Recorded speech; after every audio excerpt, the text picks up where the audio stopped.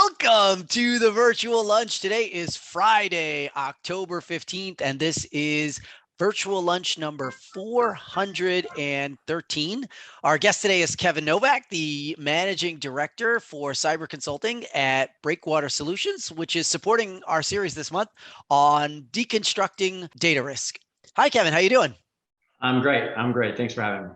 Tell us a little bit about your background and your role at Breakwater. I have about 28 plus years in information technology and information security. My passion was technology and learned early in my career that's where I wanted to go. I ran a security consulting firm in Chicago. That firm is now Cisco Security Services. Upon selling that, I moved to Discover Financial Services and took over the second line of defense, building the security program in the second line and helping develop the enterprise risk program. Now I'm the managing director of cyber security consulting services. This is something that I think is starting to really get recognized at more of the Fortune 500 firms, but the firms that are just now really jumping on board with understanding cyber risk for the most part because they have to. But the role of the information security leader has really changed over the past 10 years to really not just be about a technical role, somebody who understands how to technically establish and maintain controls within the technology environment, not just someone who's maintaining the security operations center and catching the bad guys. But the role of the security leader, the CISO in most organizations, has really become both a first line and a second line responsibility. It's become understanding policy and developing policy and establishing governance and really understanding risk management. Most organizations that have weathered COVID over the past year and a half have a pretty good handle on this nowadays. I mean, it's really important to validate that you're doing this right. As a matter of whether or not it's more risky or less risky, if you haven't implemented additional controls to deal with a much larger workforce that's working from home or working from cafes, then it's time to maybe add those controls to your tool belt and make sure that you're monitoring effectively, you have great endpoint controls, and that the XDM component of your endpoints are being addressed. The reason cyber is such a hard problem globally is because we're not just dealing with a discrete set of threats that are coming at us that are measurable and tangible and can be predictable. They're being crafted and waged and managed by humans. In the same way that attackers, the difficulty in stopping attackers because they're human and can adapt and can grow and change, we have the same problem internally. 99.99% of the time, you're not dealing with malicious insiders. You're dealing with very well-intentioned insiders who are trying their best to do their job and doing the best they can at their job. And so when they send data to their personal email so they can work on the weekend, you want to make sure that you're encouraging hey, sure, work on the weekend. That's great for the company.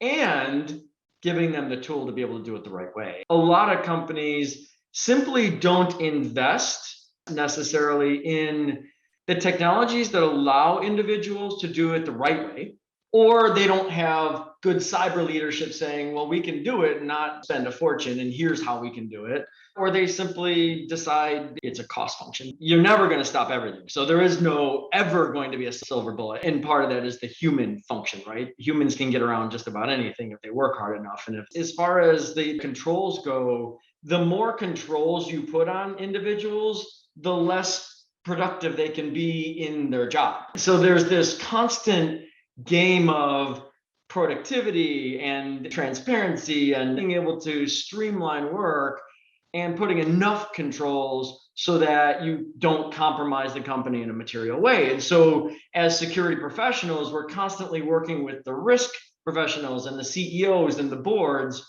to help them understand the different levels of controls that you can put in place. And together you come up with this risk appetite expression that is, all right, we're going to spend this much and we're going to expect this much loss from these things that you do. And so as long as you've really contemplated what those loss scenarios are, and you've really expressed to executive management and come to a collaborative decision on what your appetite for loss is, then you can make those decisions to not have something that's 100%, but rather 75%, and the dollar cost doesn't exceed the expected gain. The insurance thing is going to be one that's going to really shift over the next couple of years. They are paying out way too much, in particular in ransomware and destructiveware attacks.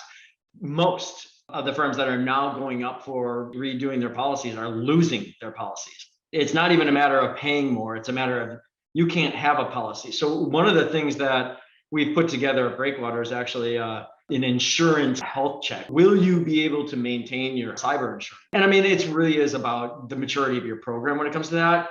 This is just costing way too much, and the insurance companies are not able to sustain it.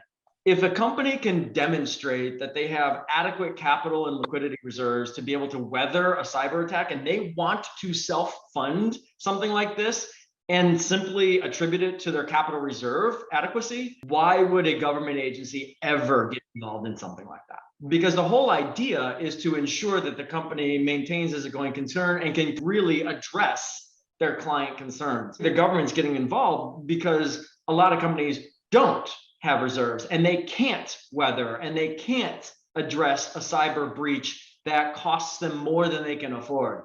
If you don't understand the risk, hard for you to know whether you can weather an attack, because you won't even understand how that attack might impact you financially. Firms like Breakwater or TCS or others can absolutely come to the table and help these smaller firms at least be able to quantify the risk and be able to make a decision. Am I going to own that risk, or am I going to offload it and get cyber insurance? This is where Breakwater is really trying to help clients, is really understanding risk, because our team is Fortune 500, Fortune 100 CISOs who have come together to create a new paradigm in how we help clients out, really understanding risk management, what is most important to avoid a material loss event for the company.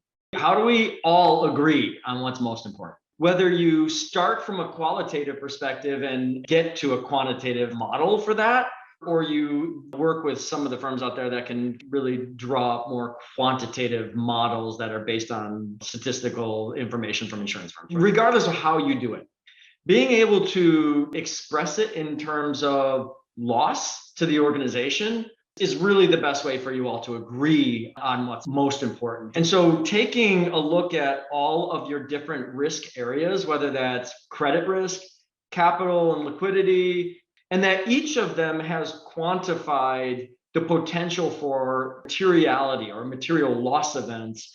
One of the easiest ways that I found you create this common language, and you're working with your legal teams, your analytic teams, you're working with your risk teams, is to do really good scenario analysis. Large financials in particular, this is an absolute regulatory requirement that you establish your scenarios. If you do those scenario analyses, you can start to and now have a set of terms that not only will your manager understand, but your management group, your directors, and your senior officers are going to really understand and be able to then take with all the other risk areas and go, okay, this is top of the house. A lot of that generational difference has to do with the platforms by which they're using and the types of things they're willing to share. Generationally, it's more about where they're computing and how they're computing and the things they're willing to share and the respect they have for privacy than it is about the ability to understand and learn good sound behavior. We've been able to prove that all generations can equally learn to really understand when to challenge a potential phishing attack versus one that's legit. And we can challenge in the right ways. And people of all ages and all ethnicities and all user groups can learn if you do training, if you do really good, healthy training, advertise good security, hygiene, and protocols. Kevin Novak, everybody.